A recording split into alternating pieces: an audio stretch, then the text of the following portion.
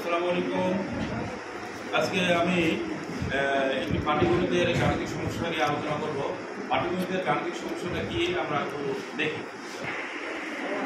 হ্যাঁ, একটি train 254 metre দীর্ঘ একটি সেতুকে 20 সেকেন্ডে এবং 100 মিটার দীর্ঘ একটি সেতুকে 13 সেকেন্ডে অতিক্রম করলো। ট্রেনটির দৈর্ঘ্য নির্ণয় করো। এটা শিক্ষার্থীরা কিভাবে করে এটা আমরা একটু দেখব। আরেকটি অঙ্ক দিচ্ছি, একটি বানর 92 মিটার উঁচু একটি তৈলাক্ত বাঁশ বেয়ে উপরে উঠতে পারে। বানরটি প্রথম মিনিটে 12 মিটার উপরে ওঠে এবং পরবর্তী দ্বিতীয় মিনিটে 8 মিটার নিচে নেমে যায়।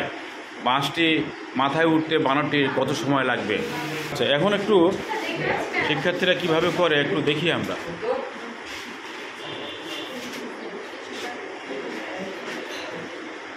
যে করতেছে সব মনোযোগ সহকারে, সবাই মনোযোগ দিচ্ছে তো ফাইন করে। বিশেষ করে মৃত্যু বেশি মনোযোগ দিচ্ছে, মুড়ি খায় আর মনোযোগ দেয়। ধন্যবাদ।